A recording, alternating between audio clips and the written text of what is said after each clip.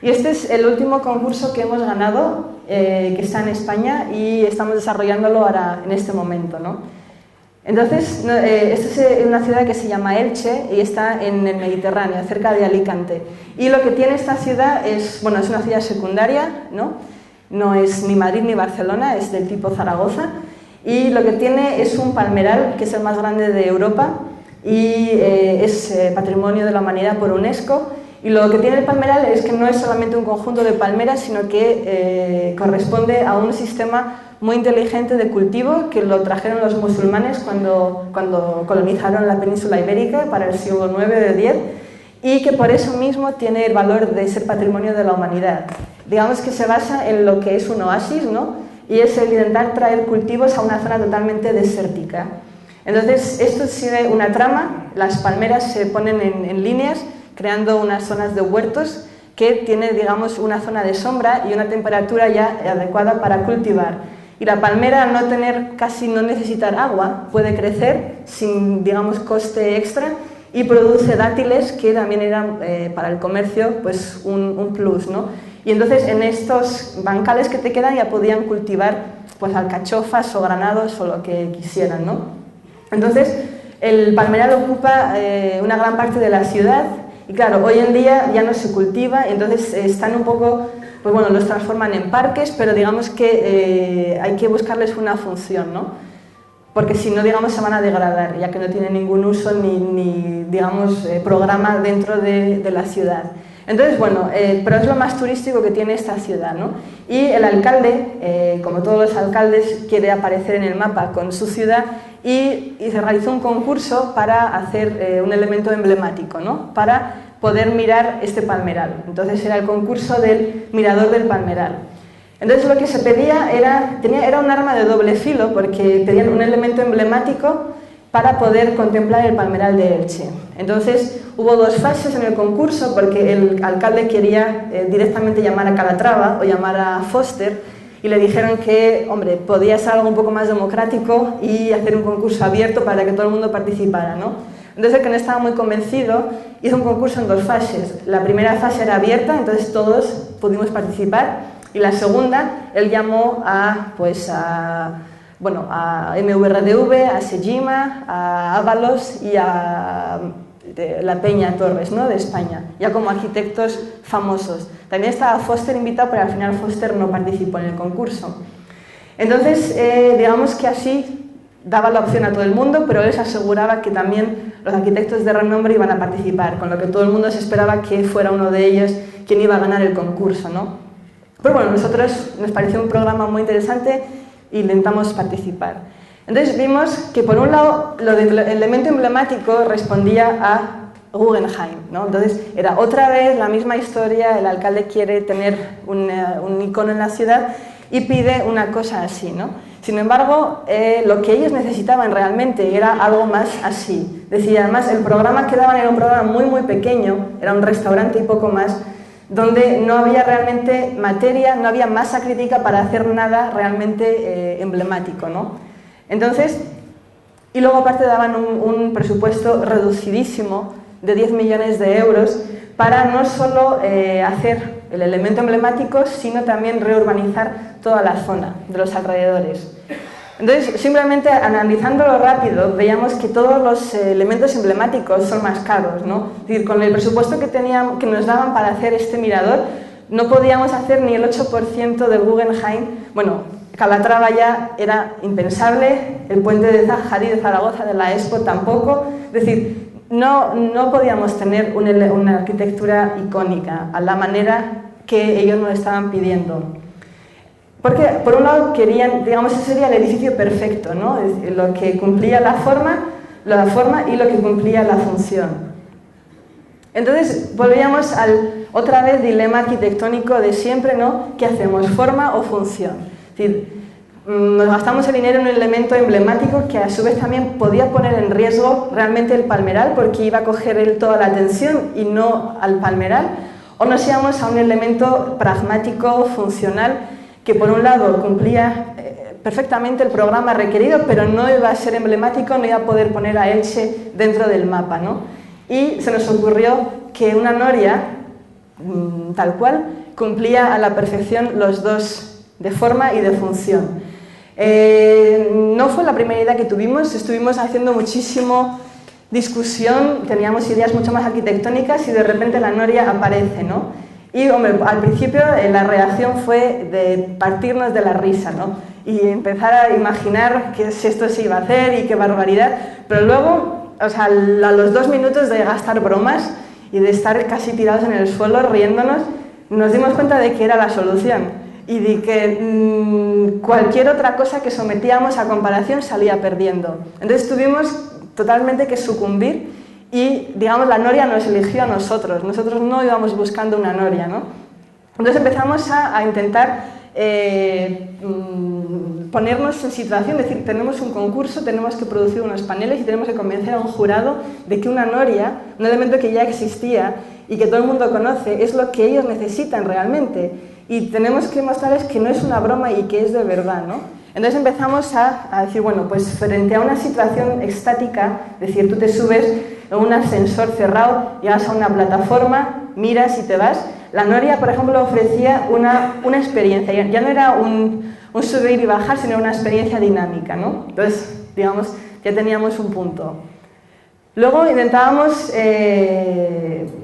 reaccionar a lo que ellos pedían. Ellos pedían seguir en la moda del edificio icónico, ¿no? Es decir, y sumarnos un poco a toda la tradición. Y mostrábamos el mapa de, pues, todos los edificios icónicos que ya están hechos a la manera tradicional en España.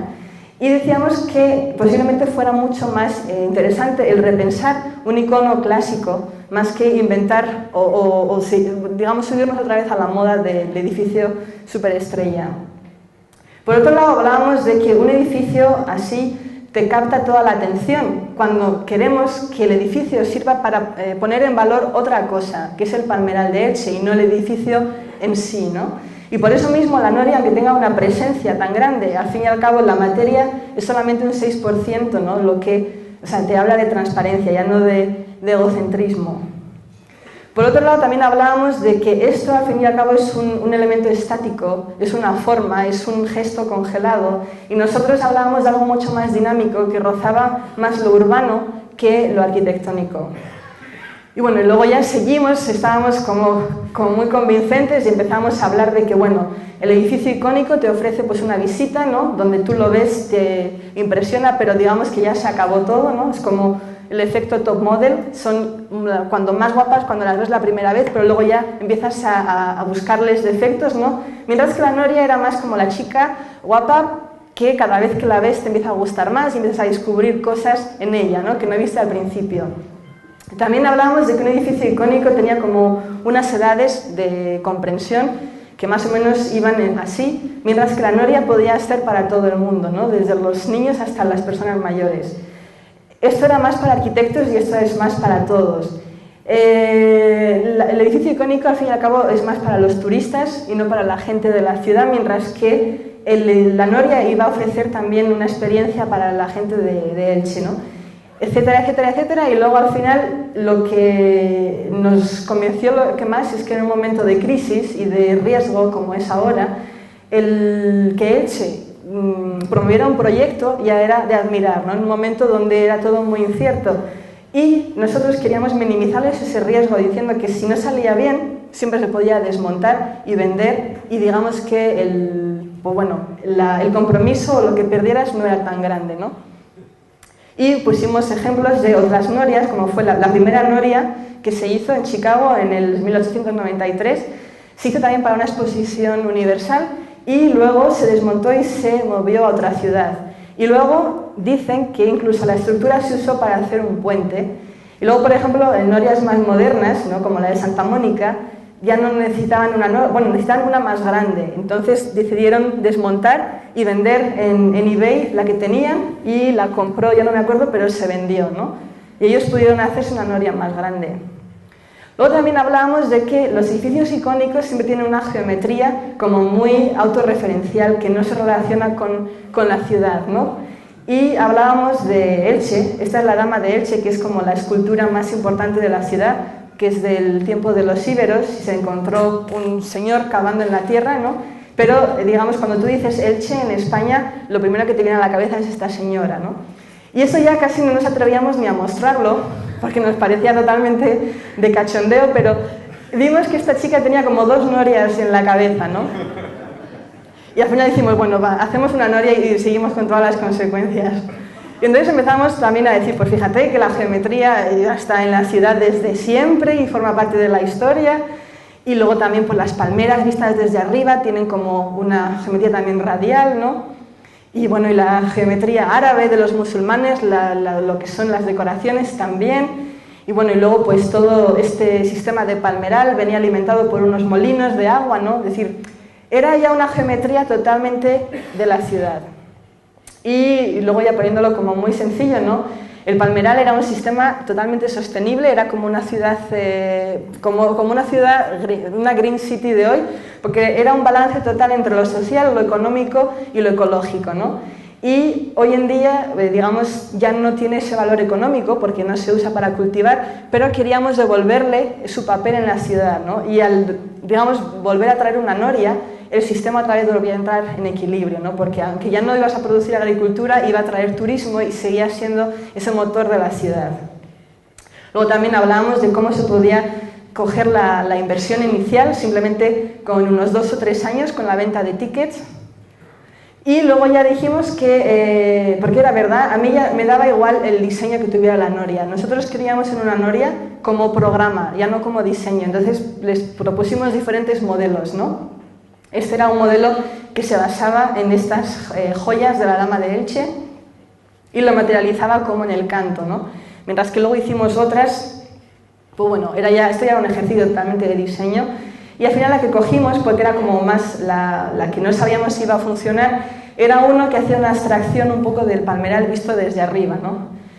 Entonces, bueno, estas fueron las imágenes que presentamos en la segunda fase del concurso. Y era una noria, pues, en vez de radial, con una estructura de círculos. Colaboramos con los ingenieros Arup, o sea que nos aseguramos de que esto se podía construir, ¿no? Entonces, bueno, estas son imágenes de la maqueta.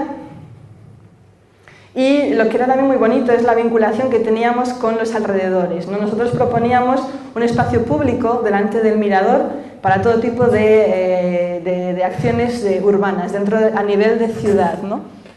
Y como esa noria era muy difícil de construir y no se podía construir de pie, porque entonces la estructura iba a soportar más cargas de la construcción que de posterior y habría que sobredimensionar todo, lo que hicimos es construirla plana en el suelo y luego con 2 grúas, digamos, levantarla directamente. Entonces teníamos una limitación de espacio y la noria tendría que tener el máximo tamaño que cupiera en la plaza, ¿no? Entonces, digamos que la proporción del espacio público nos estaba determinando el tamaño de la noria.